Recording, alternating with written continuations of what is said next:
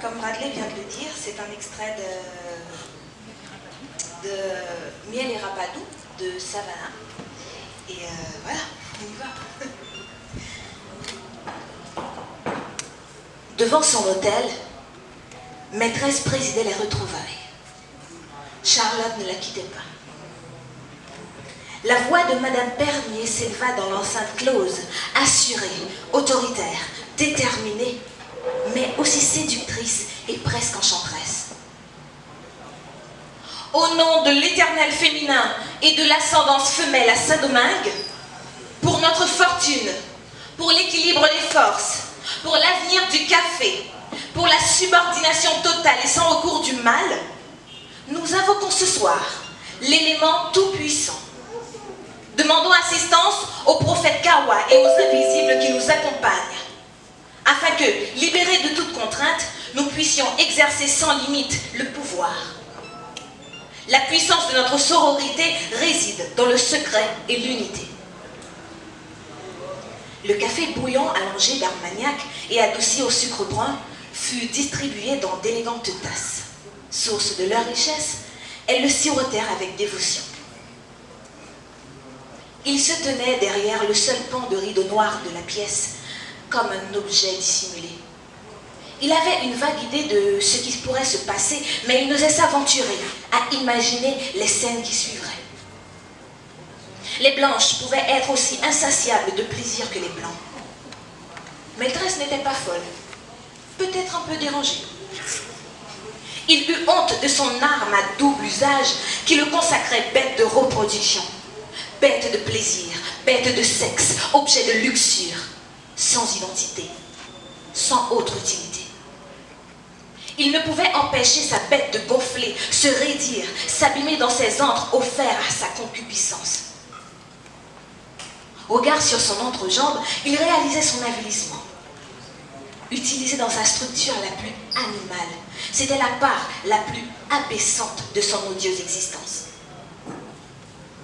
Il avait supposé que les femmes pouvaient être absolument en amour, délicatesse, gâterie, attention, minauderie. Les amies de madame, elles se promenaient souvent, étroitement enlacées, et s'égaraient dans les allées et les recoins de la caféière. Mais ses élucubrations les plus houleuses et ses expériences les plus décousues ne l'avaient pas préparée à cette scène sulfureuse. Les divans reçurent leur étreinte parée de tout l'attachement dont elles semblaient capables, en couple ou en trio d'abondance. Un balai de jambes blanches ouvertes et de touffes offertes. Dans la pénombre, leurs langues habiles se rejoignaient pour d'exquis et frivoles câlins. Leurs soupirs de bien-être et leurs silhouettes se fondaient en un curieux opéra, dans un décor conjugué de gris, saupoudré d'or, dans l'éclairage tamisé des chandelles.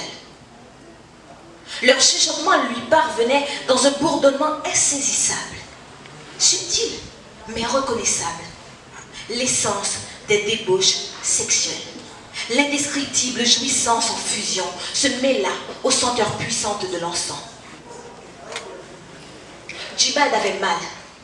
Sa fourche galvanisée en couleuvre rampante, boa campé, serpent prête à s'accaparer de la proie.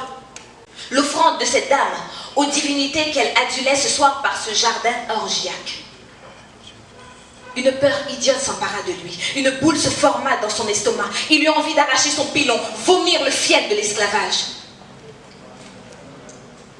Les cris de satisfaction emplirent bientôt la case, plus délurés à mesure que se déployait le répertoire des caresses. Maîtresse butinait sa dulcinée, exhibée sur l'autel avec appétit. Charlotte poussait des feulements de chat comblés. La ferveur des léchages bruyants de la maîtresse avait pris position de sa fleur soumise. Les glapissements d'extase s'éteignirent doucement. La voix de maîtresse plana au-dessus des frénésies.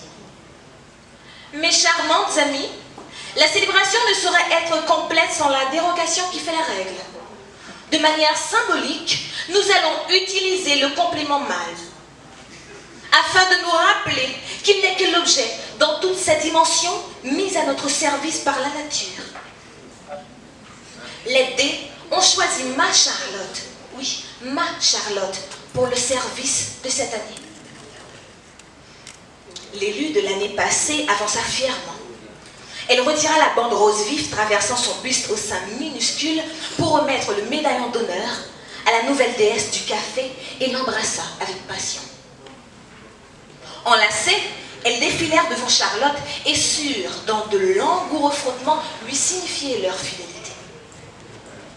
Elles s'appartenaient toutes, peut-être avec des préférences ou des attirances naturelles. Elles firent honneur au tonnelet de vin rouge placé au milieu de la table couverte de victuailles.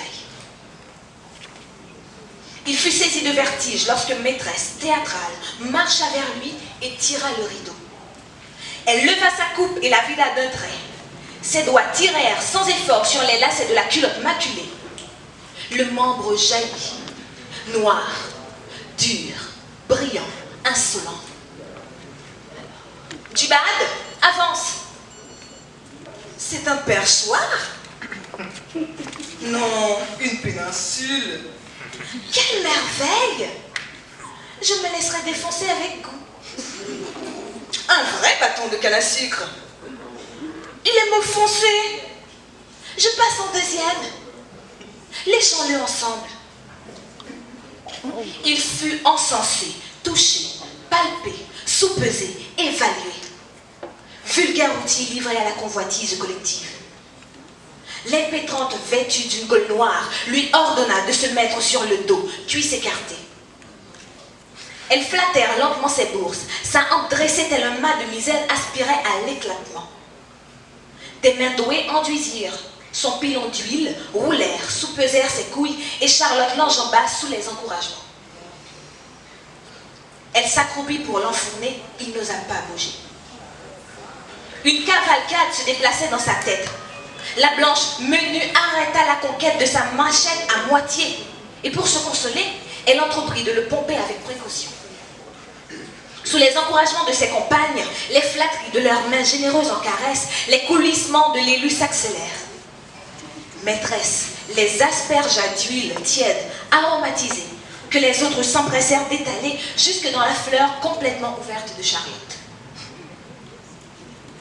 Dans un délire collectif, la dépravée hurla son plaisir avant de s'effondrer sur lui. Elle resta prostrée un long moment dans sa léthargie, puis maîtresse fit glisser son dard hors de l'antre mouillé et aida la reine café à s'étendre sur le divan. Des mains vertueuses s'approprièrent sa verge pour la pomper, raffermirent l'érection têtue. Il dut servir 4 mangeuses de sexe et pria pour qu'un trou noir l'engloutisse. Jibad n'attendit pas le prochain ordre de maîtresse. Il fuit dans la nuit et chercha refuge dans les racines tordues d'un gros mapou. Il avait pris la résolution de se faire marron à la prochaine lune neuve.